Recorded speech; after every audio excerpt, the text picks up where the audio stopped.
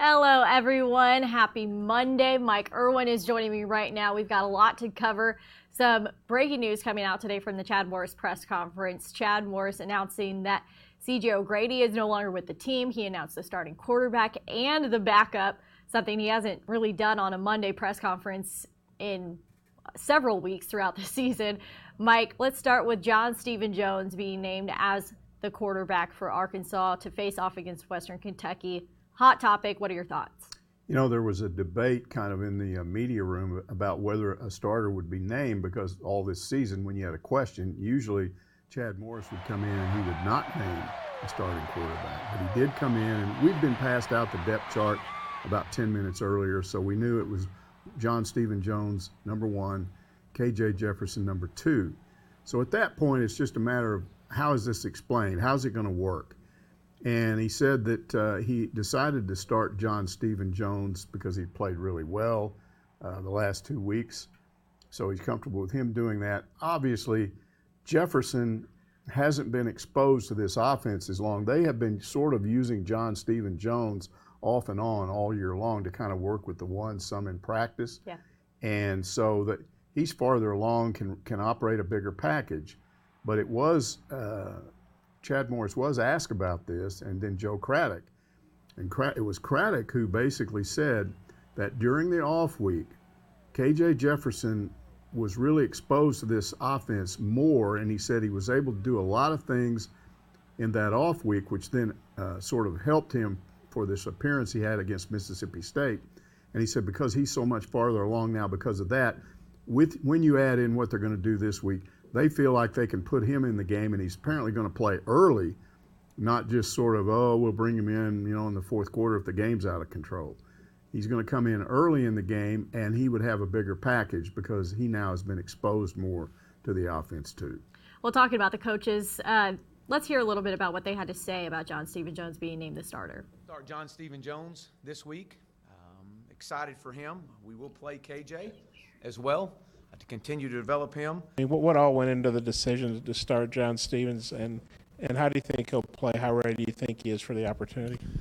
Well, I think when you look at his prior performance when he stepped on the field the last 2 weeks, the moment has not been too big for him. I think he did a great job coming out and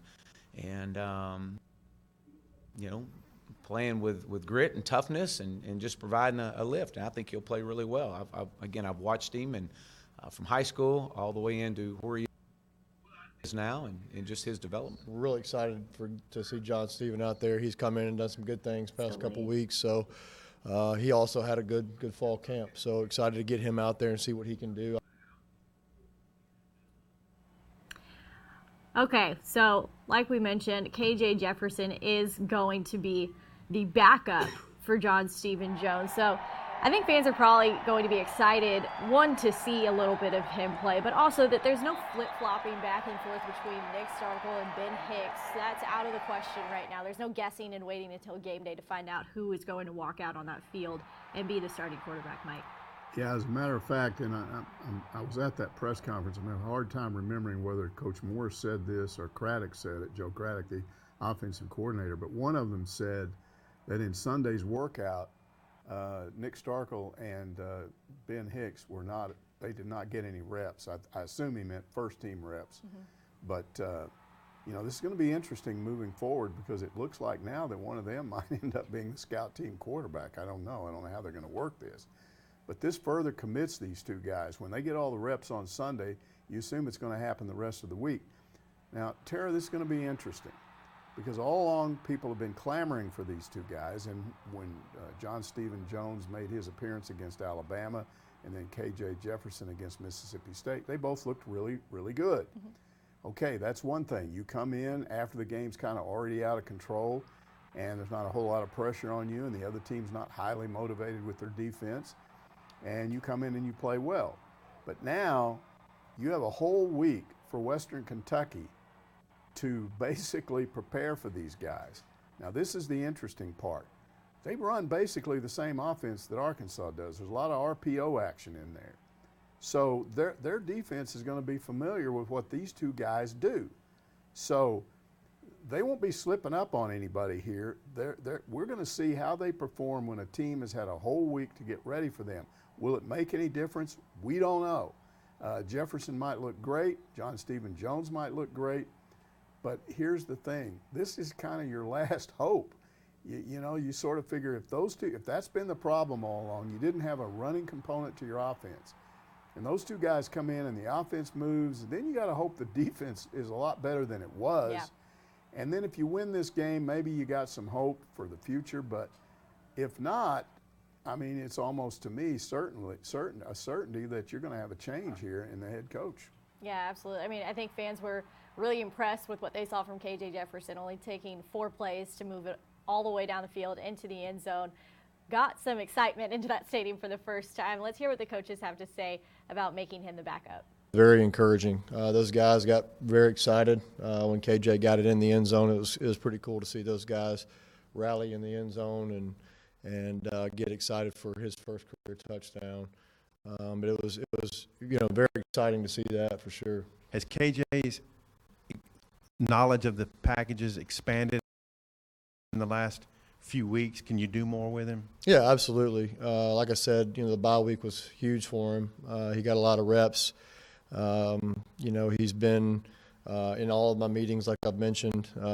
So he's really coming along and doing some really good things, and we can definitely expand that package for sure.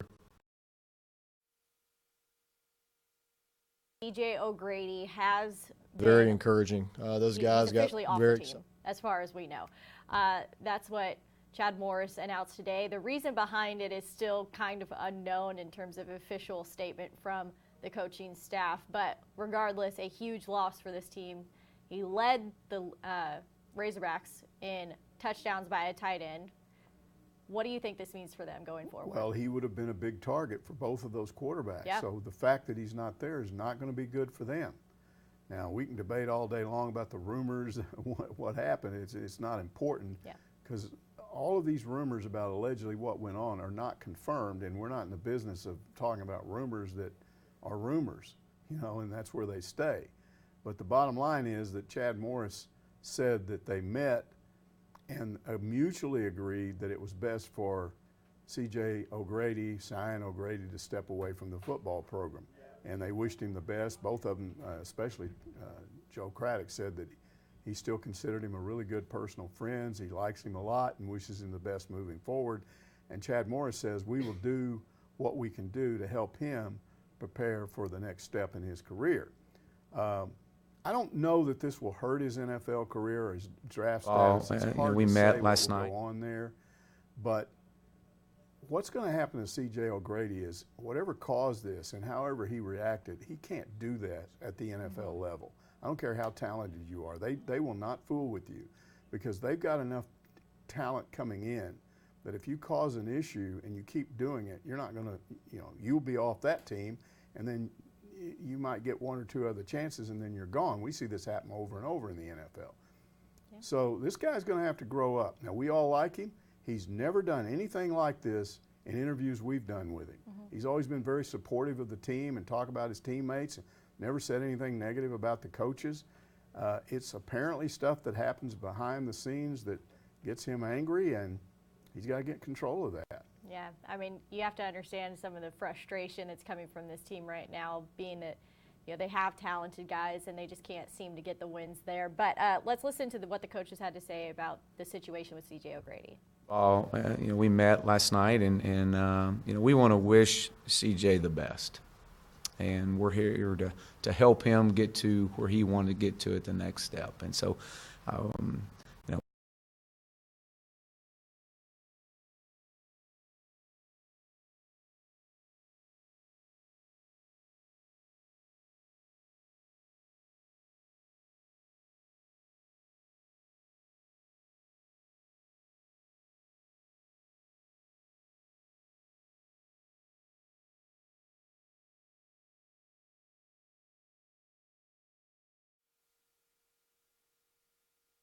Think, Mike, that this team starts to rely more heavily on its receivers, or do they start working some of those other tight ends into the schemes? Yeah, we've got Hudson Henry that played for the first time. I'm sure he'll play in this game, so he's probably going to see more action.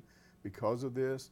There are other tight ends that they might go to, but my guess is, yes, you're going to turn to your 2 freshman receivers mostly, and then you got a sophomore receiver in there, Mike Woods, that's figured heavily in the offense, and Tyson Morris. So, you know, they'll still have weapons. It's just that O'Grady's probably the most effective weapon you have right now in this offense. And then there's this additional question, Tara, of how is the team reacting to this? If you listen to some of these rumors, and again, we're not going to get into what allegedly happened, but if you listen to some of these rumors, you see there might be a potential for players to side with O'Grady. And we don't know.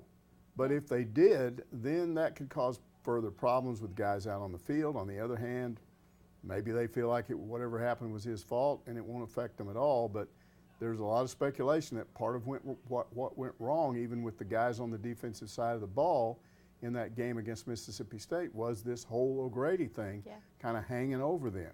And so that's brought out a whole bunch of questions about, you know, what is the relationship of this coaching staff now with these players? Because as the season continues to go downhill and you see frustrations, are there any signs that the players themselves are starting to tune this coaching staff out?